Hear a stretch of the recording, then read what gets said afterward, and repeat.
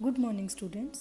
आज हम आपकी पाठ्य पुस्तक क्षितिज के गद्य भाग का पाठ एक अद्भुत अपूर्व स्वप्न पढ़ेंगे। आज हम इस पाठ का पहला भाग पढ़ेंगे। एक अद्भुत अपूर्व स्वप्न एक निबंध है जो कि भारतेंदु हरिश्चंद्र के द्वारा लिखा गया है। अब हम भारतेंदु हरिश्चंद्र जी का संक्षिप्त परिचय देख लेते हैं। भारतेंदु हरिश्चंद्र का जन्म 1850 में काशी के एक प्रतिष्ठित और धनी परिवार में हुआ था। प्रतिष्ठित का अर्थ होता है बहुत ज़्यादा प्रसिद्ध, बहुत ही जिसकी इज्जत बहुत ज़्यादा स्थापित हो किसी जगह पर, उसे प्रतिष्ठित कहते हैं। तो भारतेंदु हरिश्चंद्र जी का जन्म 1850 में काशी के एक प्रसिद्ध और बहुत धनी परिवार में हुआ था। उनके पिता श्री गोपाल चंद्र हिंदी के अच्छे कवि माने जाते थे। भारतेंदु जी के बचपन में ही उनके पिता का आकस्मिक देहावसान हो गया। आकस्मिक का अर्थ होता है अचानक से। जब ये 5 वर्ष के थे तब इनकी माँ की मृत्यु हो चुकी थी, और जब ये लगभग 10 वर्ष के हुए थे उस समय इनके पिता की भी मृत्यु हो गई थी। और उस समय वे उस विपुल संपत्ति के, विपुल का अर्थ होता है अत्यधिक, बहुत ज़्यादा, जो उनके पिता के पास बहुत ज़्यादा संपत्ति थी, अत्यधिक संपत्ति थी, अपने पिता की मृत्यु के पश्चात वो उस विपुल संपत्ति के एकमात्र उत्तराधिकारी बनकर रह गए, अर्थात वो एकमात्र वारिस बने। उन्होंने अपनी संपत्ति लोक सेवा और साहित्य सेवा के कार्यों में लगा दी। उनके द्वारा स्थापित किया हुआ हाई स्कूल बनारस में अब हरिश्चंद्र कॉलेज के नाम से चल रहा है। वे जन्म से ही कुशाग्र बुद्धि और प्रतिभाशाली थे। कुशाग्र बुद्धि को बोलते हैं तीव्र बुद्धि। कुश प्लस अग्र, कुश बोलते हैं एक घास को जिसका अगला हिस्सा बहुत ही तीखा पैना होता है। तो कुशाग्र, कुश के समान, कुश के अग्र भाग के समान तीखी पैनी बुद्धि, अर्थात बहुत ही तीव्र बुद्धि के ये स्वामी थे, बहुत प्रतिभाशाली थे। कविता करने का शौक उन्हें बचपन से ही था। 16 वर्ष की आयु होने पर उन्होंने ग्रंथ की रचना आरंभ कर दी। लगभग 35 वर्ष की अल्प आयु में अर्थात 1885 में उनका स्वर्गवास हो गया। भारतेंदु को वर्तमान हिंदी गद्य का प्रवर्तक माना जाता है। प्रवर्तक का अर्थ होता है पिता, जन्म देने वाला। वर्तमान जो हिंदी गद्य में हम पढ़ते हैं, गद्य के रूप में जो हिंदी पढ़ी जाती है, उस हिंदी के गद्य रूप को जन्म देने वाला, जन्मदाता माना जाता है भारतेंदु हरिश्चंद्र को। भारतेंदु हरिश्चंद्र को हिंदी गद्य का जनक, पितामह या प्रवर्तक माना जाता है। भाषा और साहित्य दोनों पर उनका बहुत ही स्थायी प्रभाव पड़ा है। उन्होंने गद्य की भाषा को परिमार्जित करके, परिमार्जित का अर्थ होता है शुद्ध करके, उन्होंने गद्य की भाषा को शुद्ध करके उसे मधुर और स्वच्छ बनाया, अर्थात उसे अशुद्धियों से दूर करके हिंदी को गद्य के रूप में स्थापित करके बहुत ही मधुर, बहुत ही मीठी भाषा बनाया। वे सुधारवादी थे, अर्थात सुधार में विश्वास रखते थे। तो भाषा में जितना हो सके उतना सुधार करने में विश्वास रखते थे। प्राचीन और नवीन का सामंजस्य भारतेंदु जी की सबसे बड़ी विशेषता रही है। प्राचीन और नवीन, पुराना और नया, इसका सामंजस्य का अर्थ होता है तालमेल। भारतेंदु जी की सबसे बड़ी विशेषता रही है कि उन्होंने पुराने को पूरी तरह से त्यागा नहीं और नए को बिना तर्क वितर्क का प्रयोग किए अपनाया नहीं, अर्थात उन्होंने नए पुराने के बीच में एक तालमेल रखा, नए पुराने को साथ लेकर वो लोग चले हैं। आपकी भाषा में, आपकी का अर्थ है भारतेंदु जी की भाषा, आपकी भाषा में संस्कृत के तद्भव शब्दों की बहुतायत है। ये तद्भव शब्द नहीं होगा, ये होगा तत्सम शब्द। संस्कृत के शब्दों को तत्सम कहा जाता है, तो ये आप सुधार करेंगे इस जगह पर। आपकी भाषा में अर्थात भारतेंदु जी की भाषा में संस्कृत के तत्सम शब्दों की बहुतायत है, बहुत ज़्यादा इनकी भाषा में तत्सम शब्द मिलते हैं। लोकोक्तियाँ और मुहावरों का प्रयोग इनकी भाषा में बहुत ही सुंदर है। लालित्य का होता है सुंदरता, तो लोकोक्तियों और मुहावरों के प्रयोग से इनकी भाषा में बहुत ही सुंदरता आ गई है। स्थान स्थान पर रोचकता बढ़ाने के लिए, रोचकता का अर्थ होता है इंटरेस्ट, रुचि, पाठक की रुचि उनके रचना में बनी रहे, तो पाठक की रुचि को बनाए रखने के लिए जगह जगह पर उन्होंने हास्य और व्यंग का भी प्रयोग किया है। उनकी देश सेवा और साहित्य सेवा से प्रभावित होकर उस युग की जनता ने उन्हें भारतेंदु की उपाधि से सुशोभित किया। उनका नाम था हरीशचंद्र, लेकिन उन्होंने देश की और साहित्य की जो सेवा की, उसके लिए जो कार्य किया, तो उस समय की जनता ने उनके इस कार्य को देखते हुए या साहित्य के प्रति उनके योगदान को देखते हुए उन्हें भारतेंदु नामक उपाधि दी। भारतेंदु की उपाधि थी। भारतेंदु का अर्थ होता है भारत प्लस इंदु, भारत का चंद्रमा। तो भारतेंदु हरीशचंद्र में हरीशचंद्र इनका नाम है और भारतेंदु इनकी उपाधि है। इन्होंने कवि वचन सुधा हरीशचंद्र मैगजीन का संपादन किया। ये 2 मैगजीन्स हैं जो उन्होंने चली पत्रिकाएं उस समय निकाली। भारतेंदु ने कुल मिलाकर 175 ग्रंथ लिखे हैं, जिनमें बहुत से तो केवल अनुवाद है, ट्रांसलेशन है केवल। 175 ग्रंथ लिखे हैं। मैं आपको पहले ही बता चुकी हूँ कि 1850 में इनका जन्म हुआ और 1885 में इनकी मृत्यु हुई, अर्थात सिर्फ 35 वर्ष की अवस्था में ये इतने बड़े रचनाकार थे कि इन्होंने 175 ग्रंथ लिख डाले हैं। लेकिन उन ग्रंथों में से बहुत सारे तो केवल ट्रांसलेशन है, दूसरी भाषाओं से हिंदी में ट्रांसलेट किए गए हैं। इनके द्वारा लिखे गए जिन नाटकों का हिंदी में बड़ा ही आदर है, अर्थात जो नाटक आज भी भारतेंदु की याद दिलाते हैं, उन नाटकों में देखिए वैदिकी हिंसा, हिंसा न भवती, कर्पूर मंजरी, सत्य हरिश्चंद्र, चंद्रावली नाटिका, भारत दूरदशा, अंधेर नगरी, नील देवी, मुद्रा राक्षस आदि बहुत ही प्रसिद्ध हैं। इनमें से जो अंधेर नगरी है, ये शायद आप में से बहुत से बच्चों ने पढ़ा होगा, जिसमें एक सेंटेंस आता था, शायद आपको याद आ जाएगा कि अंधेर नगरी चौपट राजा, टके सेर भाजी, टके सेर खाजा। ये कहानी आपने जरूर कभी ना कभी पढ़ी होगी। ये उस समय की जो शाही नीतियाँ हुआ करती थी, या उस समय जैसा शासन अंग्रेजों का होता था, उस पर व्यंग करने वाला बहुत ही सुंदर नाटक है। भारतेंदु हरीशचंद्र के बारे में कहा जाता है कि वो एक ही बैठक में, अर्थात केवल 1 सिटिंग में वो पूरे नाटक की रचना कर लिया करते थे। तो ऐसी ही एक ही सिटिंग में लिखा गया ये नाटक है अंधेर नगरी। अब हम बात करते हैं पाठ परिचय की, अर्थात हम क्या पढ़ने वाले हैं। देखिए, हम जो अभी पढ़ने वाले हैं, एक अद्भुत अपूर्व स्वप्न, ये एक्चुअली में एक निबंध है जिसमें उन्होंने उस समय के भारतीय समाज का चित्र प्रस्तुत किया है। किस समय का भारतीय समाज? भारतेंदु हरीशचंद्र ने जिस समय लिखा है, उस समय का भारतीय समाज कैसा होता था। और ये निबंध जो है एक स्वप्न बताता है, अर्थात एक सपने को निबंध के रूप में लिखा गया है। प्रस्तुत निबंध भारतेंदु जी की विनोद प्रिय प्रवृत्ति, विनोद प्रिय बोलते हैं हंसी मजाक करने का नेचर, विनोद प्रिय प्रवृत्ति। तो ये जो निबंध है, ये भारतेंदु जी की विनोद प्रिय प्रवृत्ति का प्रतिनिधि उदाहरण है। बहुत ही मेन ये बताने वाला एक निबंध ये जो है बताता है कि भारतेंदु हरीशचंद्र कितने हंसी मजाक को पसंद करते थे।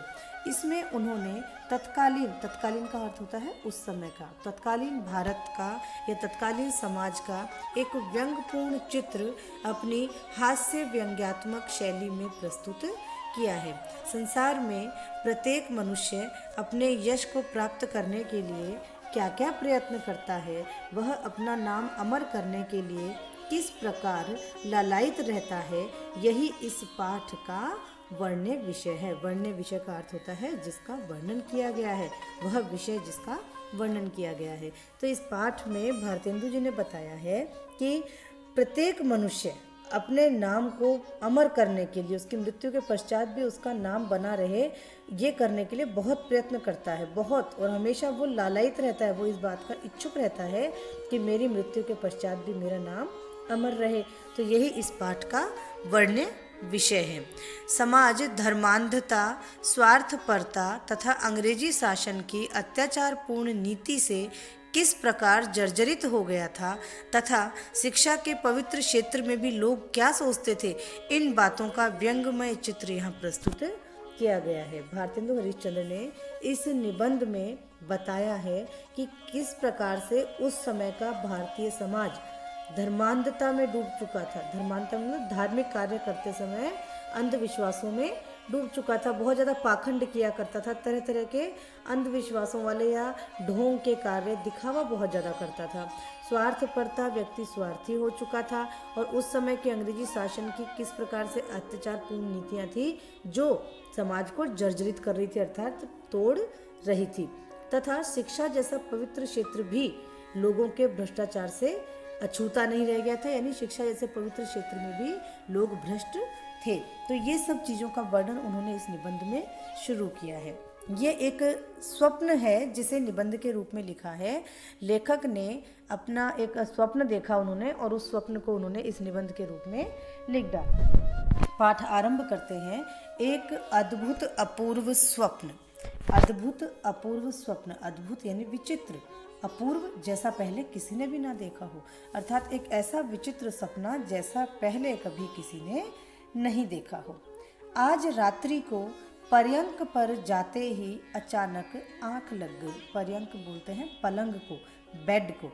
तो लेखक कहते हैं कि आज रात को जैसे ही मैं पलंग पर गया, जैसे ही मैं बेड पर लेटा, अचानक आंख लग गई। आंख लग जाना मुहावरा है जिसका अर्थ होता है नींद आ जाना। मैं आपको पहले बता चुकी हूँ, भारतेंदु जी की भाषा में तत्सम शब्द बहुत मिलेंगे, लोकोक्ति और मुहावरों का प्रयोग भी बहुत मिलेगा। तो पर्यंक एक तत्सम शब्द है, आंख लग जाना मुहावरा है। तो लेखक कहते हैं कि आज रात को पलंग पर लेटते ही अचानक से नींद आ गई। जगा नहीं रहा, लेटते ही नींद आ गई। सोते में सोचता क्या हूँ, सोते में सोचता क्या हूँ अर्थात नींद में लेखक क्या सोच रहे हैं। यहाँ से सपना आरंभ हो गया।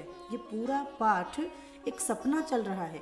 इसमें बहुत जगह पर ऐसी ऐसी बातें आएंगी जिनमें हमको लगेगा कि ऐसा तो हो ही नहीं सकता, लेकिन हमें फिर भी वो मानना है क्योंकि सपने में तो कुछ भी हो सकता है। तो यहाँ से लेखक का स्वप्न आरंभ हो गया है। जैसे ही लेखक पलंग पर लेटे, उन्हें नींद आ गई। सोते में सोचता क्या हूँ, हर सोते सोते वो क्या सोचते हैं, और जो सोते समय सोचा जाता है वो तो स्वप्न होता है। तो वो सपना आरंभ हो गया है। क्या सपना हो गया है कि लेखक बैठे हैं सपने में और सोच रहे हैं। क्या सोच रहे हैं कि इस चलायमान शरीर का कुछ ठिकाना नहीं है। ये शरीर तो चलायमान है, ये शरीर तो नश्वर है, कभी भी नष्ट हो जाएगा, हमेशा चलता रहता है। आज जन्म लिया है, कल बड़ा होगा और एक दिन वृद्ध होकर मर जाएगा। तो ये शरीर तो चलायमान है, ये शरीर तो नश्वर है, इसका कुछ ठिकाना नहीं है। कुछ ठिकाना नहीं है मतलब कोई भरोसा नहीं है। इस संसार में नाम स्थिर रखने की, स्थिर का अर्थ है अमर, इस संसार में नाम अमर रखने की कोई युक्ति निकल आवे तो अच्छा है। युक्ति का अर्थ है तरीका। लेखक स्वप्न में देखते हैं कि वो सपने में बैठे हुए हैं और सोच रहे हैं कि इस शरीर का कोई भरोसा नहीं है, न जाने कब मृत्यु को प्राप्त हो जाए। तो जीते जी ही अपनी मृत्यु के पश्चात अपना नाम अमर करने का कोई उपाय मिल जाए तो बहुत ही अच्छा है।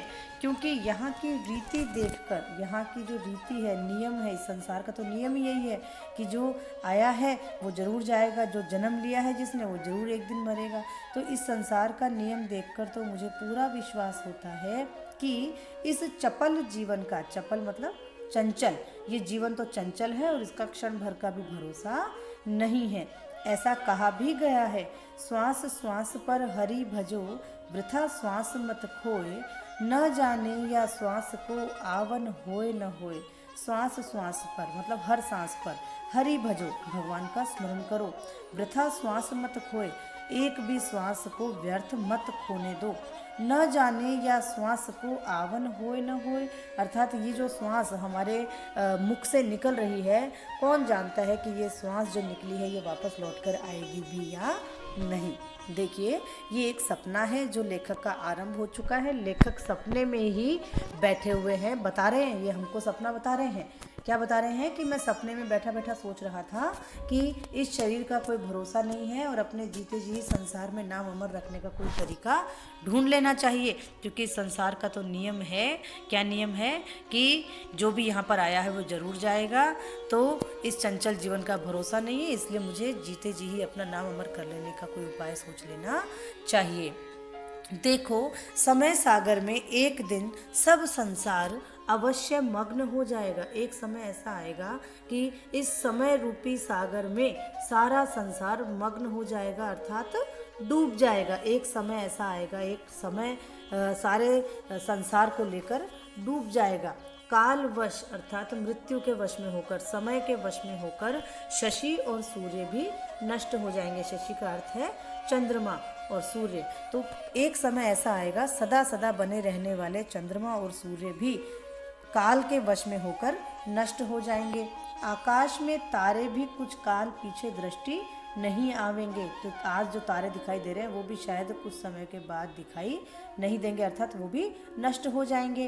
केवल कीर्ति कमल संसार सरोवर में रहे व ना रहे, सिर्फ इस संसार रूपी सरोवर में कीर्ति रूपी कमल ही रह सकता है, या हो सकता है कुछ समय के पश्चात वो भी न रहे। सब एक तप्त तवे की बूंद हुए बैठे हैं। तप्त तवे की बूंद होना एक मुहावरा है जिसका अर्थ होता है क्षणभंगुर जीवन होना।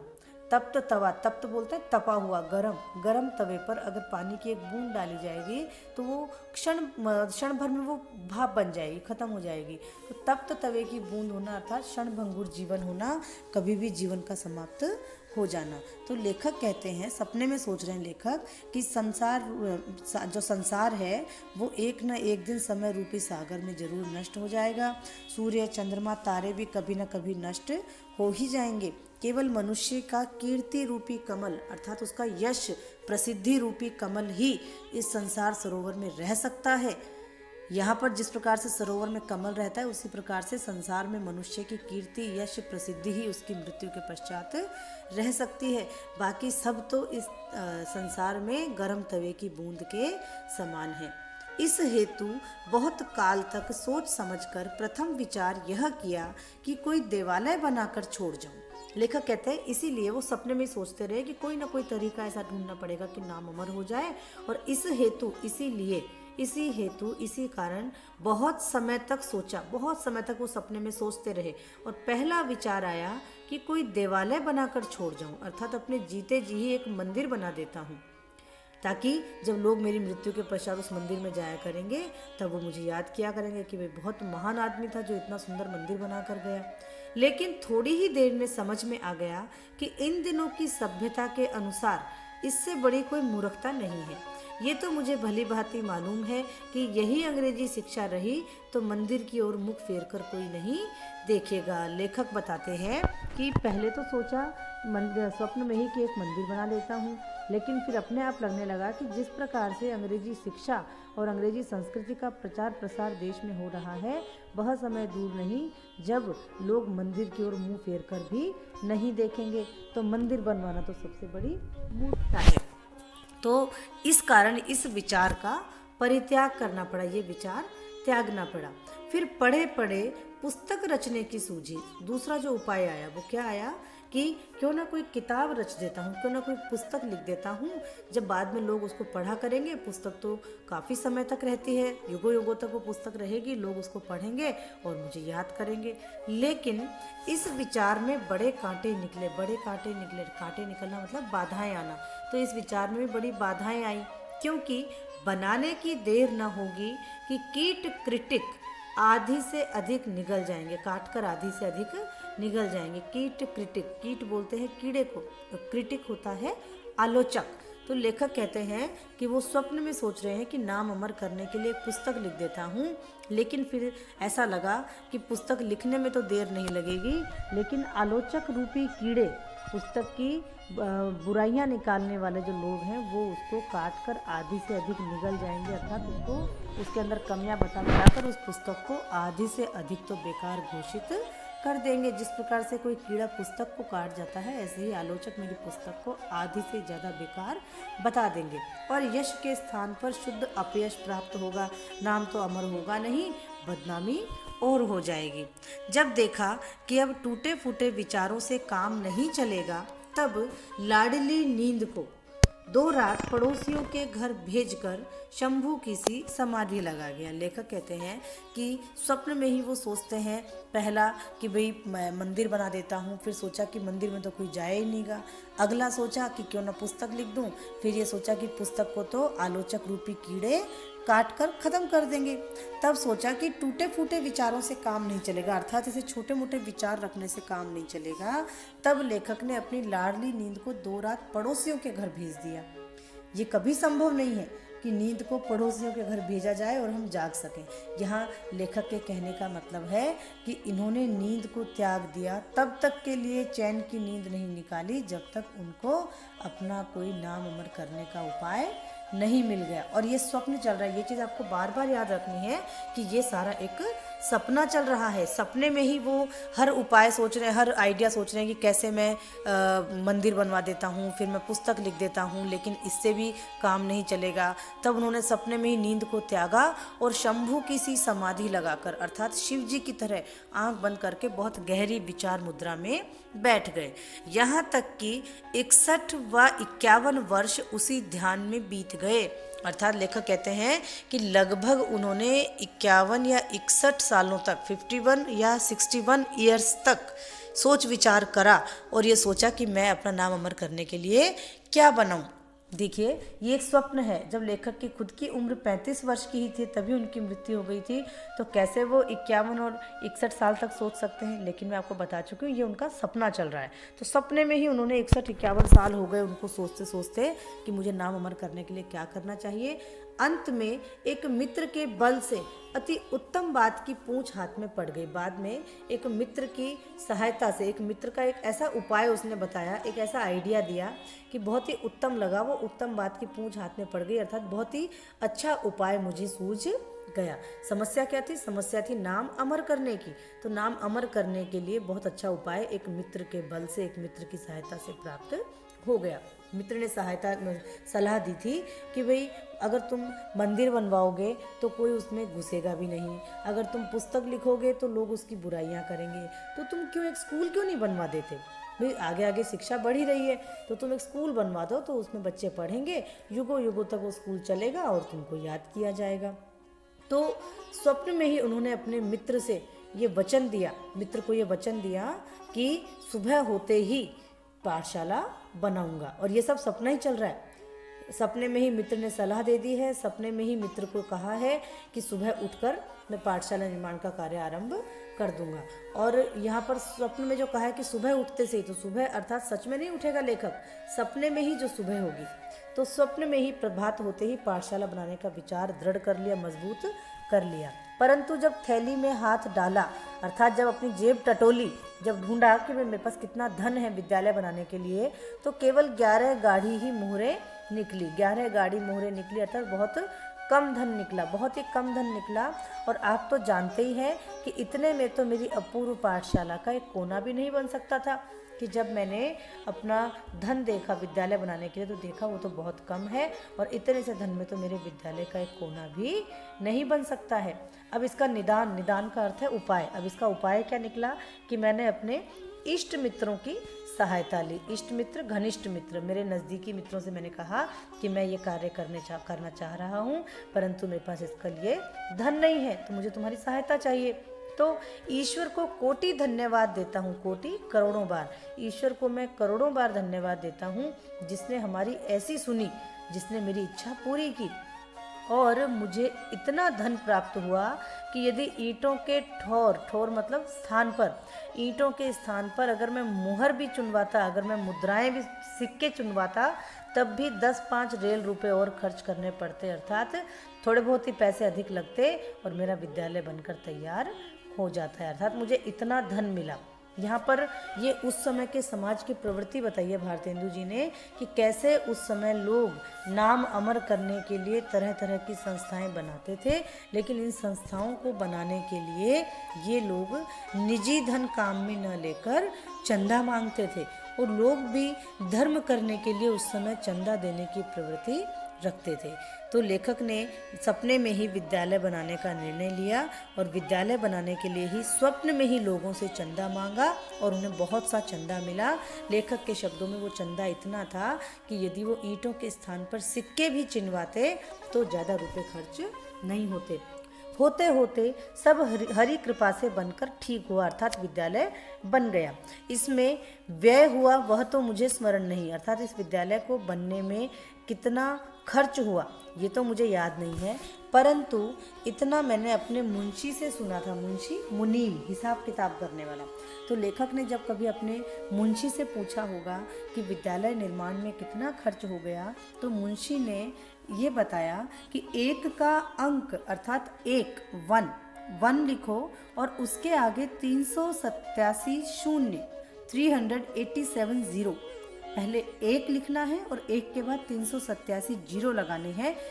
इतना धन खर्च हुआ है, इतना अकेले पानी में पड़ा है, अर्थात इतना धन विद्यालय बनाने में खर्च हुआ है। अब एक के आगे अगर 387 जीरो लगा दी जाएंगे तो वो संख्या तो पढ़ने में भी नहीं आएगी कि वो कितनी है।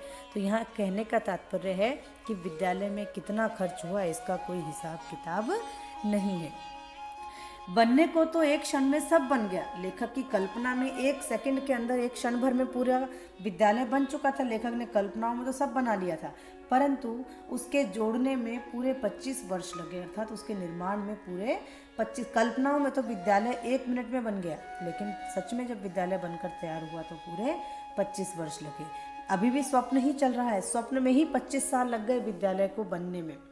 जब हमारी अपूर्व पाठशाला बनकर ठीक हुई, अर्थात बनकर तैयार हुई, उसी दिन हमने हिमालय की कंदराओं से खोज कर अनेक उद्दंड पंडित बुलवाए। लेखक कहते हैं कि जिस दिन हमारा विद्यालय बनकर तैयार हुआ उसी दिन हमने हिमालय की कंदराओं में से, कंदरा का अर्थ होता है गुफाएं, हिमालय की गुफाओं में से ढूंढ कर अनेक उद्दंड बदमाश पंडित बुलवाए, जिनकी संख्या 0.5 से अधिक नहीं थी, अर्थात 0.75, तो 0.5 से अधिक नहीं थी। वो एक भी पूरी तरह से कोई शिक्षक नहीं था, यानी कि हमने शिक्षक रखे तो बहुत, लेकिन पूरा शिक्षक उनमें से एक भी नहीं था। इस पाठशाला में अनगिनत अध्यापक नियत किए गए, अनगिनत जिन्हें गिना ना जा सके, और 0.5 इसे भी गिना नहीं जा सकता, पूरी तरह से एक शिक्षक तो गिना भी नहीं जा सकता। तो हमने इतने अध्यापक लगाए, नियत किए मतलब नियुक्त किए, लगाए, परंतु मुख्य के नाम लेखक बता रहे हैं। पंडित मुग्धमणि शास्त्री, तर्क वाचस्पति, प्रथम अध्यापक का नाम है पंडित मुग्धमणि शास्त्री, जो कि तर्क वाचस्पति हैं, जो कि वाद विवाद करने में बड़े ही कुशल हैं। पाखंड प्रिय धर्माधिकारी, ये दूसरे अध्यापक हैं, और ये किस चीज़ के अध्यापक हैं? ये धर्मशास्त्र पढ़ाएंगे। प्राणांतक प्रसाद व्याकरण, ये अध्यापक हैं वैदिक शास्त्र के, वैद्य की शिक्षा, चिकित्सा का शास्त्र पढ़ाएंगे, और इनका नाम है प्राणांतक प्रसाद। तो अर्थात जो व्यक्ति पाखंड प्रिय है, जो व्यक्ति ढोंग को, पाखंड को पसंद करता है, ऐसा व्यक्ति तो धर्म पढ़ाएगा, और जो व्यक्ति प्राणों का अंत कर देता है, ऐसा व्यक्ति चिकित्सा का शास्त्र पढ़ाएगा। लुप्त लोचन ज्योतिषाभरण, ये अध्यापक हैं ज्योतिष शास्त्र के, अर्थात ऐसा व्यक्ति जिसके लोचन ही लुप्त है, लुप्त का अर्थ होता है गायब, और लोचन नेत्र, तो जिसके नेत्र ही गायब है, ये ज्योतिष शास्त्र पढ़ाएंगे। शील दावानल नीति दर्पण, जो व्यक्ति शील को यानी अच्छी बातों को दावानल अग्नि में जला डाले, नीति दर्पण ये नाम है, तो शील दावानल नीति दर्पण ये किसके अध्यापक हैं? ये अध्यापक हैं नीति शास्त्र और आत्मविद्या के। तो लेखक कहते हैं कि जैसे ही मेरा विद्यालय बनकर तैयार हुआ, मैंने हिमालय की गुफाओं से बदमाश पंडित ढूंढे और उस विद्यालय में शिक्षक के रूप में लगाए, जिनको पूरी तरह से अध्यापक कहा जा सके ऐसा तो एक भी व्यक्ति नहीं था। और मैंने अध्यापक रखे तो बहुत, लेकिन उनमें से मुख्य ये हैं, और ये नाम आपको सब याद रखने पड़ेंगे। फिर से पढ़ देते हैं। पंडित मुग्धमणि शास्त्री, जो कि तर्क वाचस्पति अर्थात वाद विवाद में कुशल हैं। फिर हैं पाखंड प्रिय धर्माधिकारी, जो हैं धर्मशास्त्र के अध्यापक। फिर प्राणांतक प्रसाद व्याकरण, ये हैं चिकित्सा या वैदिक शास्त्र के अध्यापक। लुप्त लोचन ज्योतिषाभरण, ये हैं ज्योतिष शास्त्र के अध्यापक। शील दावानल नीति दर्पण, ये हैं नीति शास्त्र और आत्मविद्या के शिक्षक। इन पूर्वोक्त पंडितों के आ जाने पर अर्धरात्रि को गए पाठशाला खोलने बैठे। जब ये सारे पंडित जिनका ऊपर वर्णन किया गया है, पूर्वोक्त जिनका पूर्व में वर्णन किया जा चुका है, तो इन पूर्वोक्त पंडितों के आ जाने पर आधी रात को लेखक ने पाठशाला का उद्घाटन किया। इस समय सब इष्ट मित्रों के सम्मुख, अब यहाँ पे लेखक स्वप्न में ही विद्यालय बना चुके हैं और स्वप्न में ही उस विद्यालय का उद्घाटन कर रहे हैं, और फिलहाल उस विद्यालय के उद्घाटन में धन्यवाद के रूप में, मित्रों को धन्यवाद देने के रूप में एक भाषण दे रहे हैं। इस समय सभी इष्ट मित्रों के सम्मुख, इष्ट मित्र घनिष्ठ मित्र सम्मुख सामने, उस परमेश्वर को, भगवान को करोड़ों बार, कोटि का अर्थ होता है करोड़ों बार, उस भगवान को करोड़ों बार धन्यवाद दिया जो संसार को बनाकर क्षण भर में नष्ट कर देता है। ऐसे भगवान को करोड़ों बार मैंने धन्यवाद दिया। स्वप्न में जब भाषण चल रहा है विद्यालय के उद्घाटन में, तो करोड़ों बार मैंने भगवान को धन्यवाद दिया। ऐसा भगवान जो इस संसार को बनाकर क्षण भर में नष्ट कर देने की क्षमता रखता है, जिसने इस संसार में विद्याशील बल के सिवाय, विद्याशील बल ये तो गुण बनाए ही बनाए, और इनके सिवाय मान, मूर्खता, परद्रोह, पर निंदा आदि गुणों से भी इस संसार को सजाया है। अर्थात जिसने विद्याशील बल आदि तो बनाए ही बनाए हैं, इसके अतिरिक्त मान यानी घमंड, मूर्खता, परद्रोह, विद्रोह, पर निंदा यानी दूसरों की बुराई आदि जैसे परम गुण, यहाँ पर ये व्यंग्यपूर्ण भाषा चल रही है, इनको उन्होंने गुण कहा है। जबकि ये मूर्खता, परद्रोह, पर निंदा ये गुण नहीं है, ये व्यक्ति की बुराइयां हैं। परंतु उस समय हमारे समाज में ये बहुत बुरी तरह से छा चुकी थी, तो लेखक ने व्यंग में लिखा है कि भगवान को करोड़ों बार धन्यवाद जिसने संसार में ऐसे गुण को भी बनाया है। लेखक अपने भाषण में कहते हैं, हम कोटि धन्यवाद पूर्वक अर्थात करोड़ों बार धन्यवाद देते हुए आज इस सभा के सम्मुख अपने स्वार्थरत चित्त की प्रशंसा करते हैं। स्वार्थरत, स्वार्थ में डूबा हुआ, चित्त मतलब हृदय। मैं आज इस सभा के सामने अपने ऐसे हृदय की प्रशंसा करता हूँ जो बहुत ही स्वार्थी है, क्योंकि इसी हृदय के मन में अपना नाम अमर करने का स्वार्थ जागा और उसी के कारण ऐसा उत्तम विद्यालय की नींव पड़ी, ऐसा बढ़िया विद्यालय बनकर तैयार हुआ। उस ईश्वर को ही अंगीकार था, अंगीकार मतलब स्वीकार, उस ईश्वर को ही ये स्वीकार था कि हमारा इस पृथ्वी पर कुछ नाम रहे, यानी हम इस संसार में अमर रहें। ईश्वर को ये बात स्वीकार थी, इसीलिए भगवान ने ये विद्यालय बनवाकर तैयार किया। नहीं तो जब द्रव्य की खोज में, द्रव्य का अर्थ होता है धन, जब हम धन ढूंढ रहे थे, जब हम धन की खोज में डूबते डूबते बचे थे, यानी कि जब हमको विद्यालय बनाने का मन तो हो गया था, हमने प्रतिज्ञा भी कर ली थी, लेकिन धन की खोज नहीं हमें मिल पा रही थी, धन नहीं मिल पा रहा था, उस समय कौन जानता था कि हमारी कपोल कल्पना यानी हमने जो कोरी कल्पना सोच रखी है ये सत्य हो जाएगी। परंतु ईश्वर के अनुग्रह से, ईश्वर की कृपा से हमारे सब संकट दूर हुए और अंत समय हमारी अभिलाषा पूर्ण हुई। हम अपने इष्ट मित्रों की सहायता को भी न भूलेंगे, जिनकी कृपा से इतना द्रव्य हाथ आया, द्रव्य मतलब धन, जिनकी कृपा से इतना धन हाथ में आया कि पाठशाला का सब खर्च चल गया और 10-5 पीढ़ी तक हमारी संतान के लिए भी बच रहा। मित्रों को भी लेखक धन्यवाद देते हैं कि मित्रों की कृपा से ही इतना धन मेरे हाथ में आया कि पाठशाला भी बन गई और 10-5 पीढ़ी तक मेरी संतानें बैठकर खाएंगी, इतना धन हमारे पास बच गया है। हमारे पुत्र परिवार के लोग चैन से हाथ पर हाथ धरकर बैठे रहेंगे। हाथ पर हाथ धरे बैठना, कोई कार्य न करना, ये एक मुहावरा है। तो मेरी परिवार के पुत्र पुत्र आगे जो इतनी पीढ़ियाँ रहेंगी, परिवार के लोग रहेंगे, वो हाथ पर हाथ धरकर बैठे रहेंगे, कुछ काम नहीं करेंगे और फिर भी वो 10-5 पीढ़ी तक बैठकर आराम से खाएंगे।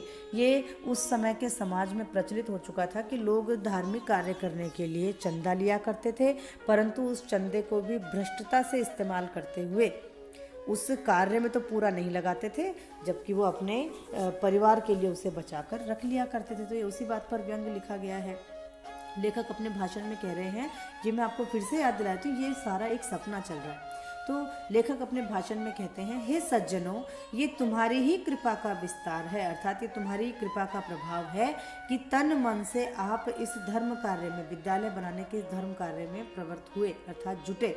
नहीं तो मैं 2 हाथ पैर वाला बेचारा मनुष्य आपके आगे कौन सा कीड़ा था जो ऐसे दुष्कर कर्म को कर लेता। कि ये तो आपकी ही कृपा है कि आपने मेरे साथ इस विद्यालय को बनाने में इतना सहयोग किया, नहीं तो मैं तो केवल एक बेचारा मनुष्य हूँ 2 हाथ पैर वाला, और मैं तो आपके आगे कोई कीड़ा भी नहीं हूँ, अर्थात मैं तो आपके आगे तुच्छ हूँ, और मैं इतना दुष्कर कर्म, मैं इतना कठिन कार्य अकेला नहीं कर सकता था।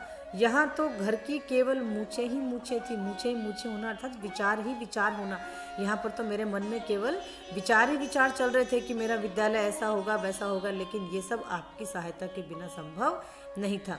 कुछ में कुछ गंगा जल आपकी कृपा से काम भली भांति हो गया। कुछ में कुछ गंगा जल अर्थात मिलावट से काम चल जाना। तो यानी कि सब ने थोड़ा बहुत चंदा मुझे दिया और सबके चंदे की मिलावट से अर्थात सबके धन की मिलावट से मेरे पास इतना धन आ गया कि मेरा काम चल गया। जैसे कि आपने देखा होगा जब भी कोई गंगा जल की ज़रूरत पड़ती है तो बहुत सारे पानी के अंदर केवल 2 बूंद गंगा जल डालने से भी वो पूरा पानी गंगा जल ही बन जाता है। तो लेखक यही कह रहे हैं, कुछ में कुछ गंगा जल अर्थात कोई किसी ने कितना दिया, किसी ने कितना दिया, लेकिन सब ने मिलाकर मेरे पास इतना धन इकट्ठा कर दिया कि संपूर्ण धन से मेरा विद्यालय आराम से बन गया।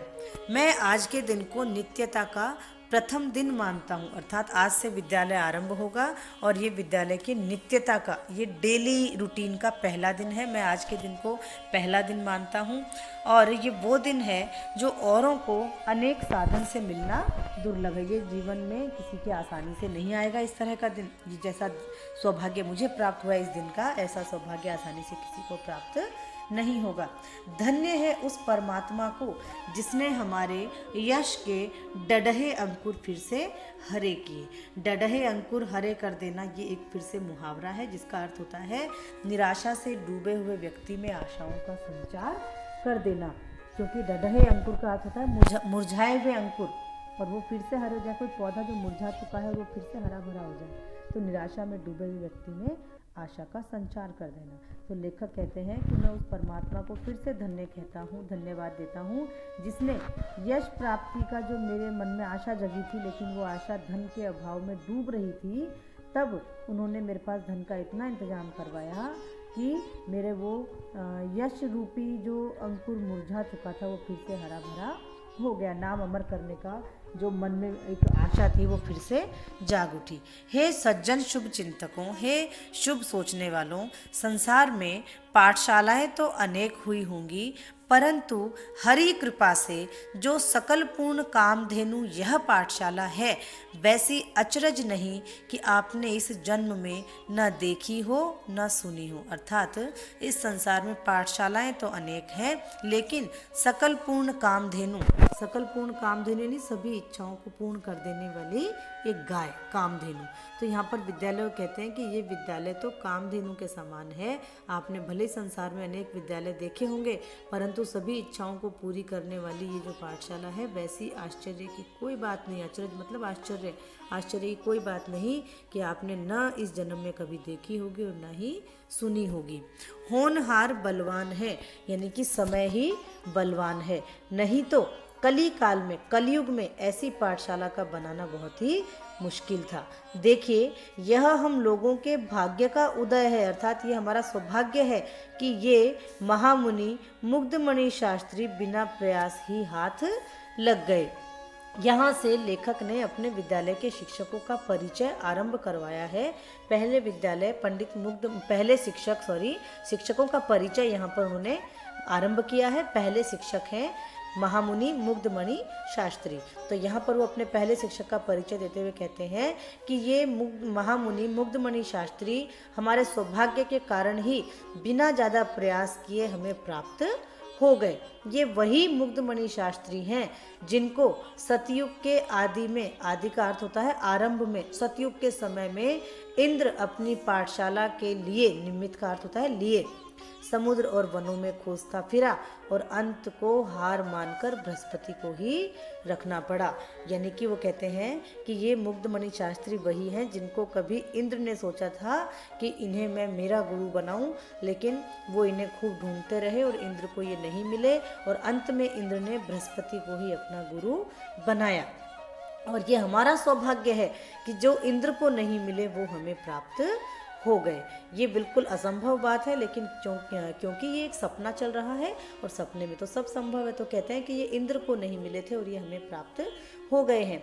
हम फिर भी कहते हैं कि ये हमारे भाग्य की ही महिमा है, अर्थात ये हमारे सौभाग्य ही है कि ये पंडित राज मृगयाशील श्वान के मुख में शशि के धोखे बद्रिकाश्रम की कंदरा में से पड़ गए थे। कि ये जो पंडित राज मुग्धमणि शास्त्री हैं, ये हमें ऐसे मिले जैसे, थोड़ा ध्यान से समझिएगा, मृगयाशील श्वान, मृगयाशील शिकार में लगा हुआ, श्वान कुत्ता, जैसे कोई कुत्ता शिकार की खोज कर रहा हो और कोई खरगोश धोखे से उसके मुंह में अपने आप ही आ जाए, बिना प्रयास किए अपने आप उसको एकदम से एक खरगोश मिल जाए, उसके मुंह में आ जाए। तो यहाँ पर वो कह रहे हैं कि जैसे एक शिकारी कुत्ते को बिना प्रयास किए कोई खरगोश मिल जाता है, उसी प्रकार से ये हमें बद्रिक आश्रम की एक गुफा में मिल गए थे। मृगयाशील श्वान के मुख में, यानी कि शिकार में लगे हुए कुत्ते के मुख में शशि बोलते हैं खरगोश को। तो कोई खरगोश जो है वो धोखे से किसी शिकारी कुत्ते के मुंह में मिल आ जाए ना, उसी प्रकार से ये भी हमें बद्रिक आश्रम की एक गुफा में प्राप्त हो गए थे। इस भाषा में अशुद्धियाँ बहुत मिलेंगी, क्योंकि मैं आपको बता चुकी हूँ भारतेंदु हरिश्चंद्र हिंदी गद्य को आरंभ करने वाले थे और उस समय हिंदी में थोड़ी अशुद्धियाँ हुआ करती, तो भाषा थोड़ा सा आपको जगह जगह पर अलग दिखेगी। इनकी बुद्धि और विद्या की प्रशंसा करने में सरस्वती भी लजाती है, यानी सरस्वती जी को भी इनकी बुद्धि और विद्या की प्रशंसा करने में शर्म आती है।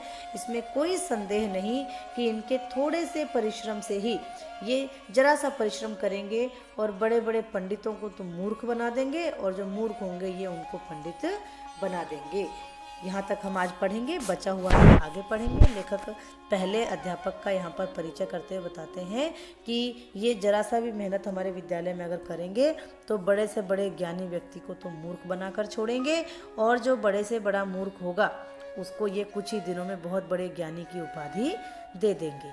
अब हम बात करते हैं आज तक के पढ़े हुए पोर्शन में से प्रश्न उत्तरों की। पहला प्रश्न है वस्तुनिष्ठ प्रश्न, भारतेंदु हरिश्चंद्र का जन्म स्थान कहाँ है? तो इनका जन्म स्थान काशी में है। पर्यंक का शब्दार्थ क्या होता है? पर्यंक का शब्दार्थ होता है पलंग।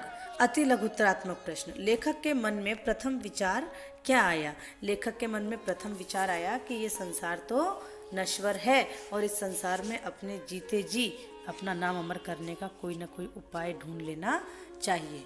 उद्दंड पंडित कहाँ से बुलवाए गए? तो उद्दंड पंडित हिमालय की कंदराओं से बुलवाए गए।